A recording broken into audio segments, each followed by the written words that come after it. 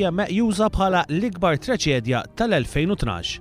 Il-ħadd 4 ta' Novembru se jibqa' mfakkar bħala ħatt iswed għall-Gżira Awċija.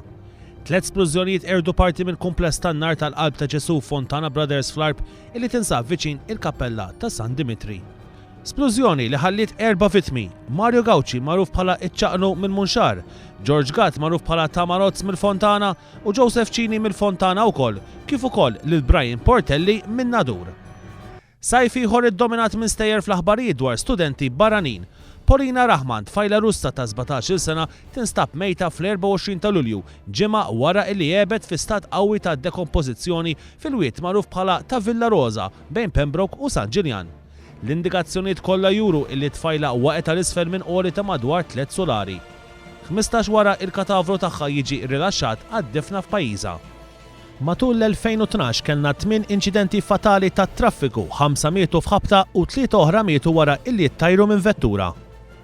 Stephen McAuliffe ta' 23 sena minn Rabat miet f'inċident fi triq l-Imdina f'Ħattart. Anna Vassallo ta' 47 sena mill-Imġar mietet f'ħabta head-on fl-Imġar stess. Tony Grishti ta' 60 sena minn San Ġiljan miet wara li karozza baqgħet dieħla fil-quad bike li kien qed isuq fi triq Sant'Andrija St. Andrews. Inċident ieħor fatali ħalla mejjet lil Xavier Cilje ta' 80 sena minn Birzebbuġa wara li jittajjar minn karozza. Fernando Xkembri ta' 22 sena minn Mosta miet wara ħabta fiż-Żebbieħ. Doris Xwireb ta' 61 sena minn Raħal Ġdid mietet wara li jitlaqtet minn vettura.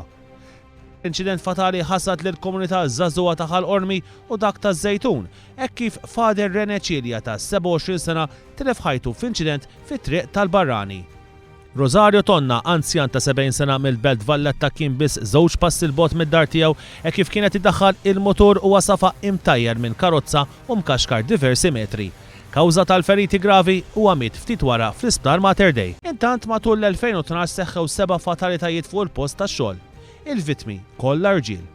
4 inċidenti seħħew f'siti ta' kostruzzjoni fejn ħallew mejta lil Zaren Baldacchino ta' 59 sena mis-Siġġiewi, lil Lewis Kutajjer ta' 44 sena minn Birzebbuġa, lil Maxims Aratamonus ta' 27 sena minn Latvija u lil Spiru Borx ta' 58 sena minn Ħattart. It-3 inċidenti l-oħra seħħew waqt li il-vittmi kienu qegħdin jaħdmu fil-post tax-xogħol tagħhom u li ħallew mejta lil Mario Buġeja ta' 39 sena mix-Xewkija Għawdex li nqabad fil-magna tat-Tiben. Lil Julius Agbagman ta' 45 sena minn Niġerja illi miet wara li ntlaqat minn pipe kbir tal-lastiku illi waqa' minn għoli ta' madwar 40 pied. U lil Elton John Cini ta' 36 sena miż-Żurriq illi miet fil-Kuvvent tas-Sorijiet fl-Imrieħel. Matul is-sena seħħew 10 inċidenti fatali fil-baħar. 9 barranin erqu waqt li Carmel Brignone ta' 44 sena minn Ħaltarxin miet wara li ntlaqat minn skrun ta' dajsa li baqgħet sejra waqt li kienet jodos bin-nifs qrib Zone Or Point f'29. Is-sena l-oħra kellna wkoll żewġ overdoses fatali bid-droga. Alvin Xkembri ta' 36 sena minn Gżira instab mejjed fir-residenza tiegħu waqt li Renald Mallija magħruf bħala Il-Lalu ta' 34 sena minn Swieqi instab mejjed taħt il-gunpost fil-Belt Valletta. U traċedja illi xokkjat pajjiż seħħ fl-aħħar jum ta' Awwissu. Tarbija ta' 9 xhur tilfet ħajjitha b'mod traġiku fil-banju f'residenza f'Bormla. Jidher li omm it-tifla li għandha 17-il sena ħallita għal xi ħin weħedha fil-banju aktar xwara il-jinsieta hemm.